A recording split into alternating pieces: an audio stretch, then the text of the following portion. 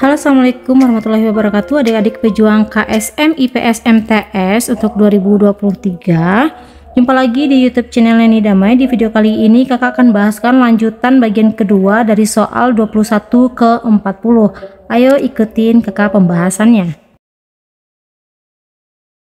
Soal yang pertama, sebagai supplier bahan makanan bayi, Pak Amin hampir 1 bulan sekali mengirimkan bahan makanan tersebut ke kota Darussalam.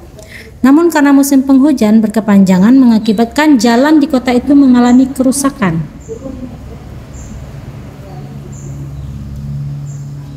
Oke, kerusakan parah sehingga tidak bisa dilalui oleh armada milik Pak Amin.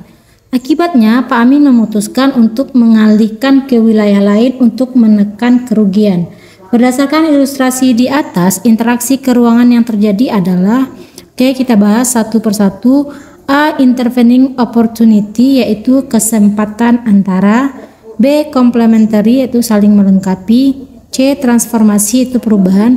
D. Transferability, kemudahan berpindah. Interaksi ruang dapat berubah pergerakan orang, barang, informasi dari daerah asal menuju daerah tujuan. Kalau intervening opportunity artinya kesempatan antara, itu kayak semacam contoh, misalnya ada sebuah produk dijual oleh toko A dan toko B, pasti orang akan memilih mana yang lebih murah.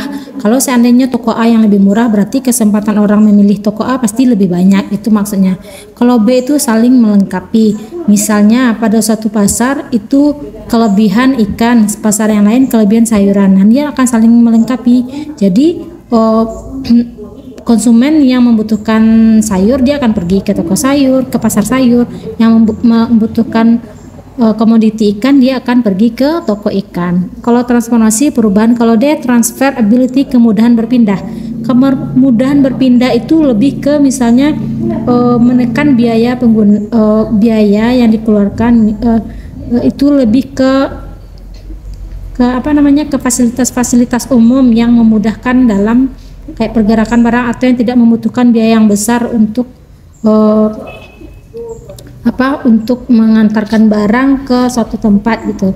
Jadi karena ini yang rusak itu adalah jalanan kota rusak parah, lalu dialihkan ke wilayah lain untuk menekan kerugian, berarti itu kemudahan berpindah. Makanya interaksi keruangan yang terjadi itu adalah transferability atau kemudahan berpindah. Kemudian soal ke-22, perhatikan Quran surat Al-Hujurat ayat 13. Dalam pandangan ilmu geografi, makna ayat di atas dapat digunakan untuk surat Al-Hujurat ayat 13 itu, wahai manusia, sesungguhnya kami telah menciptakan kamu dari seorang laki-laki dan perempuan, kemudian kami menjadikan kamu berbangsa-bangsa dan bersuku-suku agar kamu saling mengenal. Sesungguhnya yang paling mulia di antara kamu di sisi Allah adalah orang yang paling bertakwa. Nah, dalam pandangan ilmu geografi, makna ayat di atas dapat digunakan untuk A. menganalisis gejala, fakta, dan hubungan antara gejala geografi. B. menganalisis hubungan antar gejala fisik dan non-fisik. C. menganalisis gejala, fakta, dan masalah geografi. D. menganalisis gejala dan masalah geografi. Ini yang lebih tepat adalah gejala fisik dan non-fisik. Fisik di sini adalah seperti makhluk hidup atau komponen biotik, terdiri dari manusia, hewan, atau tumbuhan. Kemudian gejala fisik yang lainnya bisa berupa topografi atau wilayah, bisa juga berdasarkan wilayah. Kalau non-fisik itu berdasarkan komponen sosial, budaya, ekonomi.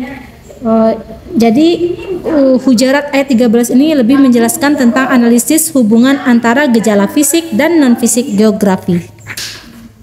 Kita akan bahas soal ke-23, tapi ini soalnya berbahasa Arab, saya skip terlebih dahulu. Saya lanjut ke soal nomor 24. Perhatikan gambar, ini ada gambar orang bikin tambak ya. Ayat Al-Quran yang berkorelasi dengan gambar di atas adalah A. Al-Furqan, B. An-Nahl, C. Al-Isra, D. Al-Maidah. Kita cek satu-satu. Itu Al-Furqan 53 itu tentang dua laut yang mengalir berdampingan. Itu contohnya ada di Selat Gibraltar.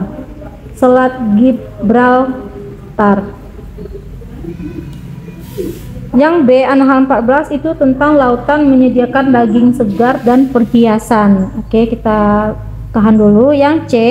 Al-Isra ayat 69 itu tentang kuasa Allah mengembalikan orang-orang khianat kembali ke laut. Biasanya tuh kayak misalnya bencana alam ya, kayak tsunami, atau orang-orang yang dikehendaki oleh Allah untuk ditarik ke laut, atau orang-orang yang meninggal di dalam perjalanan. Wallahu alam.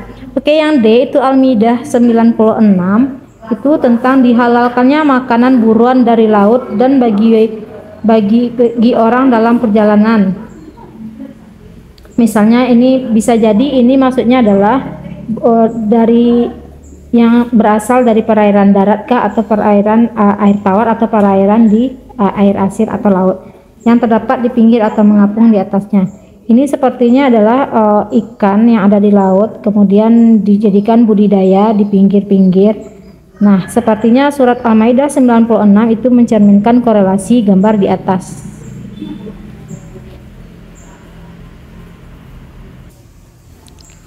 Oke, kemudian soal nomor 25, Ibu Budi dan Ibu Wati merupakan tetangga satu perumahan. Suatu hari keduanya terlibat konflik lahan fasilitas umum di depan rumah. Keduanya saling mengklaim sebagai pengguna yang sah lahan tersebut.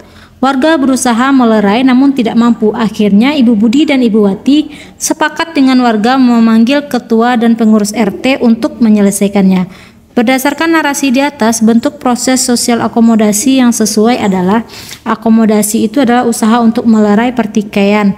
A. Kompromi. Kompromi artinya kedua belah pihak bersepakat untuk menghentikan perselisihan. Sepertinya tidak, karena mereka meminta pihak ketiga untuk menyelesaikannya. Yang B. Konsoliasi, yaitu usaha untuk mempertemukan pihak yang berselisih atau negosiasi. Tidak, karena tidak ada yang berusaha untuk mempertemukan kedua pihak, tetapi pihak yang berselisihlah memanggil orang ketiga untuk menyelesaikan permasalahannya. Yang C. Arbitrasi, usaha untuk mempertemukan pihak yang berselisih. Jadi arbiter di sini sebagai pemberi keputusan.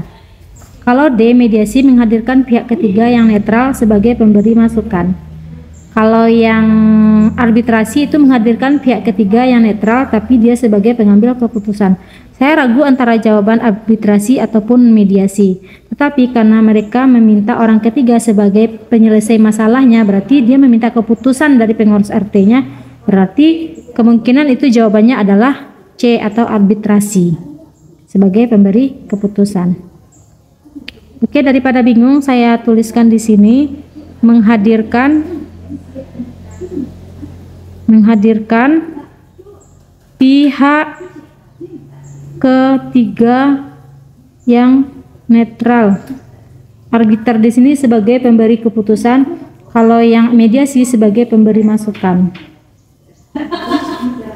Kemudian soal ke-26, perhatikan hadis Imam Bukhari sebagai berikut. Berdasarkan hadis di atas, prinsip interaksi sosial yang tepat adalah, hadis ini menjelaskan tentang tolong-menolong atau meringankan beban. A. Saling memperkuat diri, prinsip interaksi sosialnya saling memperkuat diri, saling meringankan beban diri. C. Saling menjaga satu sama lain. D. Saling menghormati satu sama lain. Ini berarti saling meringankan beban diri, berarti saling tolong menolong. B. Kemudian kita lanjut soal ke-27. Kita perhatikan gambar ilustrasi ini, ada orang yang sepertinya bersedekah tapi dia pamer di media sosialnya. Kita lihat dalil nakli yang tepat menyikapi fenomena di atas adalah A. Al-Anfal ayat 47 itu tentang orang-orang angkuh dan ria. B. An-Nisa 38 itu tentang orang yang menginfakkan harta karena ria. Sepertinya ini cocok ya, yang B. Kita lihat dulu yang C. An-Nisa 142 itu tentang orang munafik, yaitu orang yang sholat karena ria. Ini bukan itu jawabannya. Yang D. Al-Baqarah 271 itu tentang orang yang bersedekah itu baik, nampak terang-terang, tapi akan lebih baik jika menyembunyikan sedekah. Tapi yang lebih tepat ini adalah menginfakkan harta karena ria. Jadi ilustrasi gambar ini cocok digambarkan dalam surat An-Nisa ayat 38. Oke, untuk adik-adik pejuang KSM IPS, mohon untuk selalu mengingat soal-soal berupa ayat Al-Quran yang sering dikeluarkan atau ditanyakan di dalam soal KSM. seperti contoh yang ini. Silahkan kalau tips dari kakak ya, silahkan kalian bikin daftar surat beserta namanya serta surat tersebut atau ayat tersebut menjelaskan tentang apa, sehingga kalian setelah kalian mempunyai daftar surat-surat tersebut, nanti kalian akan mudah mencocokkan ketika ada soal yang bertanya tentang Quran surat atau kandungan Quran dalam surat-surat tersebut. Oke, kita lanjut ke soal 28. Oke, dari soal ke-28 itu tentang berita teks, yang mana beritanya ini tentang keberagaman suku, agama, dan ras bangsa Indonesia merupakan keunikan tersendiri yang menjadi kebanggaan bagi masyarakat Indonesia. Namun tidak sedikit pula konflik yang terjadi akibat keberagaman itu sendiri.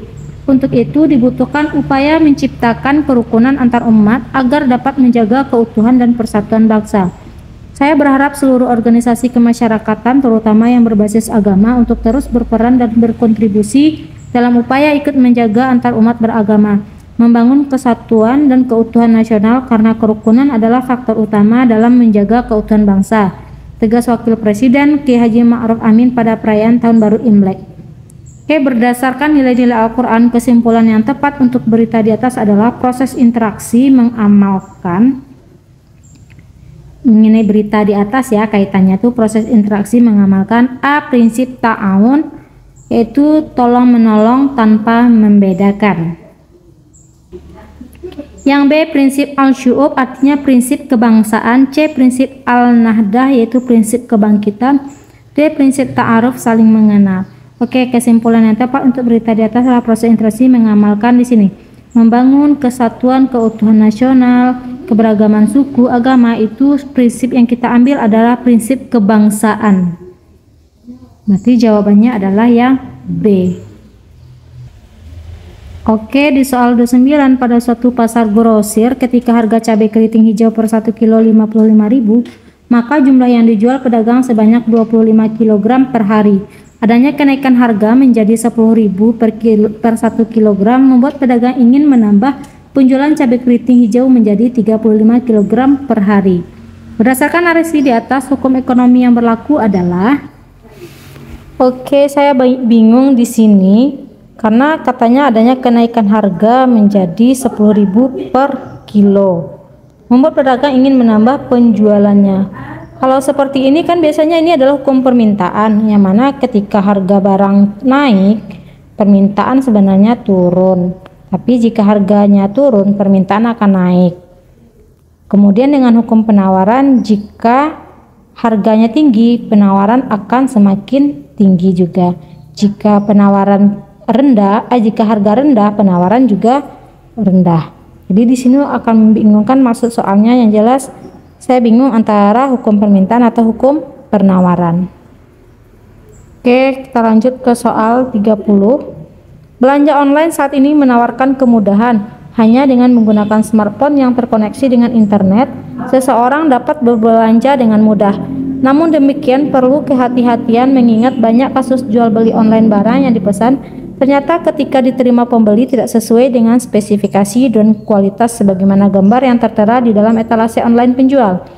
Berdasarkan narasi di atas, dalil nakli yang tepat menghubungkan peristiwa tersebut adalah, oke, ini kita belanja online ya, orang-orang yang nipu di belanja online. Oke, kita lihat hadis riwayat Ahmad dan Abu Daud. Ini yang dua ini saya belum nemu itu tentang apa. Quran Surah An-Nisa 29 itu tentang larangan mengambil harta orang lain dengan cara yang batil. Kalau Quran Surat Al-Mutaffifin ayat 1-3 itu tentang celakalah bagi orang yang curang dalam menakar atau menimbang. Tapi saya belum tahu ini dua option ini jawabannya. Silakan teman-teman cari itu hadis ini yang kedua ini menjelaskan tentang apa. Jika salah satu hadis ini ada yang menjelaskan tentang penipuan dalam jual beli, sepertinya ada salah satu hadis ini yang menjelaskan tentang penipuan jual beli. Tapi saya ragu antara hadis yang A atau yang B. Silahkan dicari tentang penipuan jual beli. Oke, lanjut ke soal 31. Soal 31 tentang Quran surah Al-Maidah ayat 1 menjelaskan tentang wahai orang-orang yang beriman, penuhilah janji-janji. Hewan ternak dihalalkan bagimu kecuali yang akan disebutkan kepadamu dengan tidak menghalalkan berburu ketika kamu sedang berihram atau haji atau umrah. Prinsip dasar yang ditemukan pada ayat di atas adalah tentang prinsip kehalalan barang.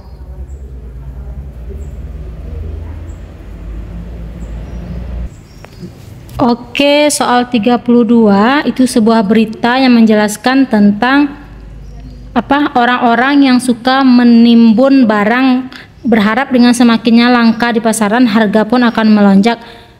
Nah, hal ini tentu tidak dibenarkan sebab sangat menyengsarakan masyarakat banyak, mementingkan keuntungan pribadi ketika yang lain kesulitan. Tindakan semacam itu patut dicela, maka itu para pelakunya bisa dijerat hukum.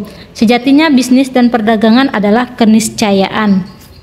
Penimbunan itu namanya adalah ikhtikar kalau di dalam Islam. Berdasarkan berita di atas, nilai Islam yang tepat untuk diimplementasikan adalah saya di sini tulis nilai kebenaran. Saya baca tentang nilai-nilai Islam yang ada dalam niaga, dalam bisnis perniagaan.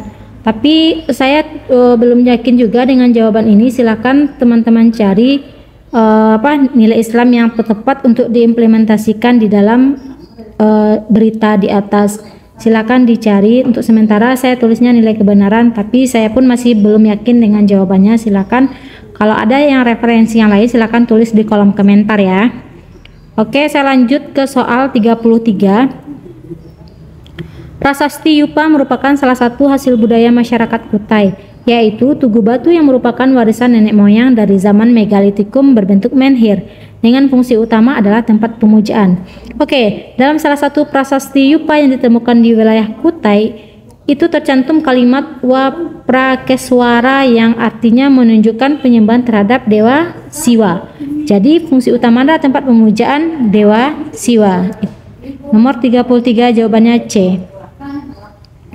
Saya lanjut ke soal 34. Pendidikan merupakan salah satu saluran penyebaran Islam di Nusantara. Salah satu fakta historis yang menunjukkan penggunaan saluran itu adalah digunakannya pondok pesantren oleh Wali Songo sebagai pusat pendidikan dakwah Islam di Indonesia. Itu jawabannya.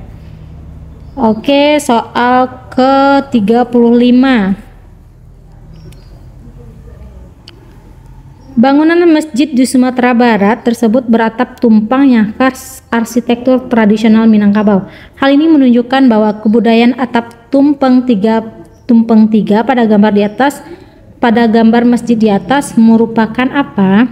Merupakan salah satu penanda adanya akulturasi atau penggabungan antara agama dan budaya. Jadi tumpeng itu kan biasanya budayanya di Jawa ya, tapi antara agama itu masjid menggunakan unsur-unsur budaya gitu. Jadi akulturasi antara agama dan budaya. Kita perhatikan soal 36 tentang surah As-Saff ayat 2-3. Ayat tersebut merupakan panduan para penyebar Islam di Indonesia yang mengandung prinsip. Surat As-Saff ini tentang konsistensi dan keterpaduan antara perkataan dan perbuatan seseorang, jujur, berani berjuang, bertanggung jawab, disiplin, serta menghindari sifat munafik. Nah, prinsip apa di sini? Memberi kemudahan dalam beragama, memberi pemahaman bukan mendikte, memberi ketauladanan dalam hidup. Ini kan prinsip-prinsip ketauladanan yang ada di dalam kehidupan. Jadi jawaban nomor 36 itu adalah C.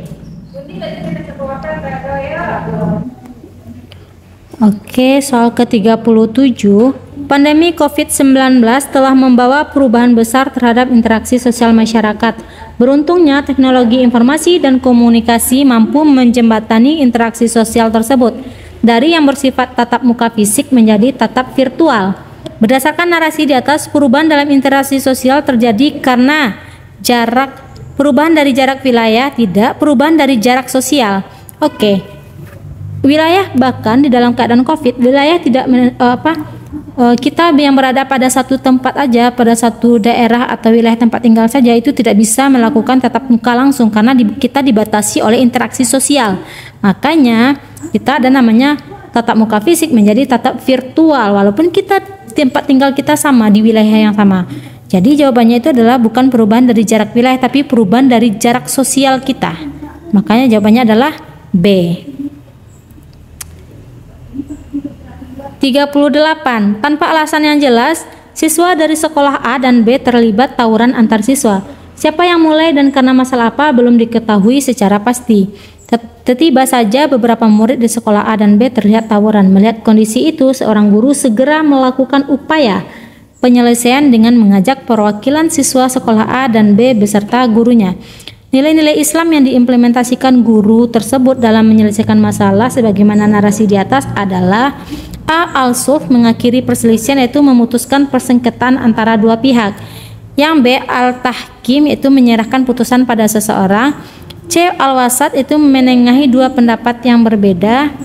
Yang D. Al-Islah, mendamaikan. Oke, saya cukup bingung dengan jawaban ini, tetapi untuk sementara saya jawabnya adalah Al-Islah. Tapi kalaupun kalian ada referensi jawaban yang benar-benar betul dan yakin, silahkan tuliskan di kolom komentar, nanti saya sematkan agar yang lain juga bisa membaca. Tapi untuk sementara saya menuliskan jawabannya itu adalah Al-Islah, mendamaikan. Karena saya cukup bingung ya antara jawabannya Al-Wasat dengan Al-Islah. Silahkan kalau ada jawaban yang betul, mohon ditulis di kolom komentar agar yang lain juga bisa membacanya. Oke, soal 39. Kementerian Agama memastikan informasi yang beredar terkait Aceh sedang mempersiapkan haji secara sendiri dan lepas dari penyelenggaraan Kemenak tidak benar. Kemenak menyampaikan hal tersebut merupakan disinformasi. Tidak benar Aceh sedang siapkan haji sendiri. Lepas dari Kemenak itu disinformasi. Nah, dalil yang tepat untuk mencermati berita di atas adalah A. Menyebarkan berita bohong. B. Membicarakan fitnah dan menambah-nambah omongan. Yang C. Orang yang menuduh orang lain tapi si penuduh itu berdusta atas tuduhnya. Yang D. Orang-orang yang menyangkal berita bohong. Oke, ini dia.